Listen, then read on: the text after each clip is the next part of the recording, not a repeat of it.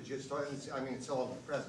But Chastity was a girl, and she had and was in a lesbian relationship.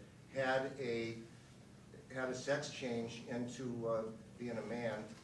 Now she's Chaz, or he's Chaz, but still with the same partner. And they interviewed the partner and said it's different, but it was the person I loved, and it really didn't have. But I mean, so there you go with, I guess, if that's a transgender marriage. But I mean, as far as I'm concerned, two people want to get married. Why? I don't know, but I mean, I think I believe that to me that's fine.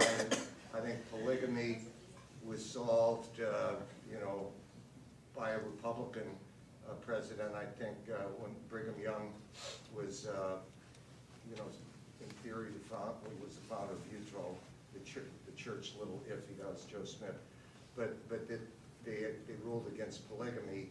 I mean, I don't really necessarily see the harm in it if you want to do it, but I mean, I can't speak word. I would think sometimes libertarians would probably say, because part of their thing is why do I think it's why do I care? Why is the government caring about that?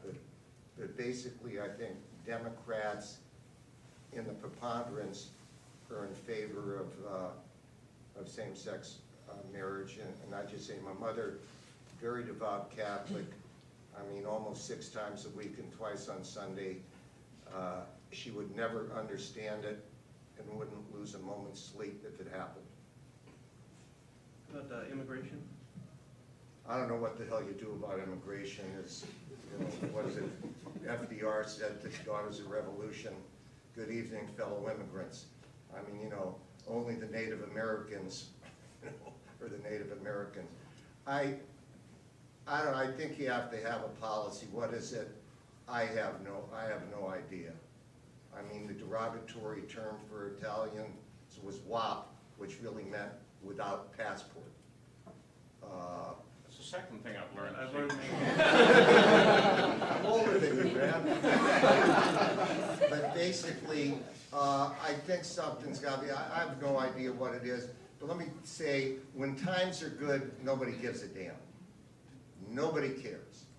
When there's unemployment and times are bad, they're taking our jobs and they're coming here to get stuff that actually they can't get unless, they could also come here and rob a bank. But I mean, it's a tough issue. I mean, I ain't for a big fence. We ought to figure something out, but I would suggest any of you on Netflix, you have nothing to do, go see A Day.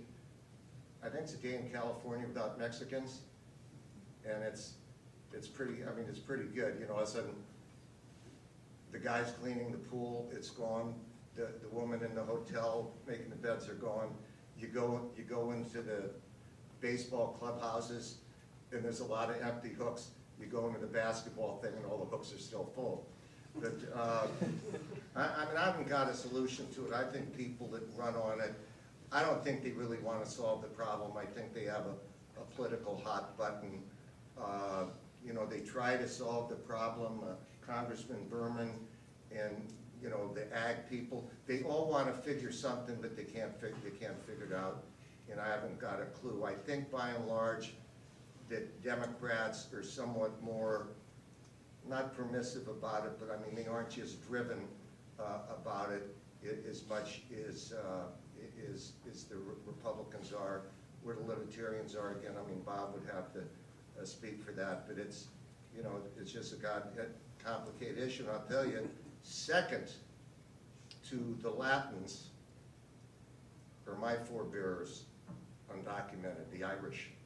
And nobody ever complains about them. They complain about the people who don't quite look like us. It's become, unfortunately, a political issue, pure and simple. It really, if you listen to, really scratch the surface of the arguments for, particularly on the conservative side, for immigration reform, it's politics. It really has little to do with factual basis of the arguments.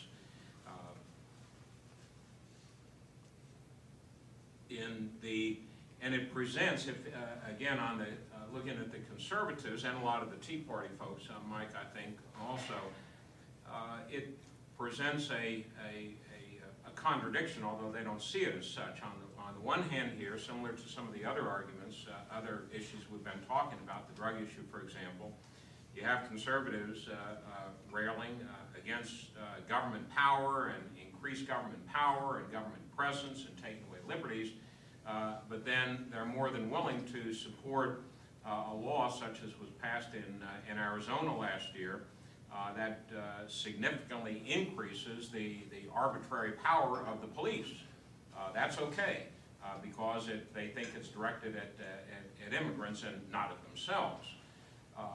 So somewhat of a contradiction there. Even in my home state of Georgia, there, I think just yesterday was introduced a piece of legislation. I'm sorry, are you talking about national ID cards? No, the immigration law that was passed. They can stop you. I mean, you're driving down the street and you got brown skin. You got to prove. They don't have to prove you're bad. You got to prove you're good. Yeah, it was signed by Governor Brewer last spring, challenged immediately by the Department of Justice, Eric Holder, and they won the case at the district court level. I believe it's now up for appeal.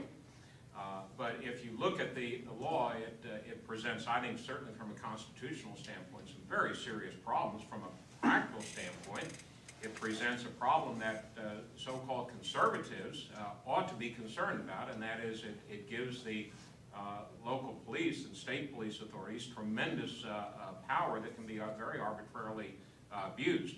Yet, similarly,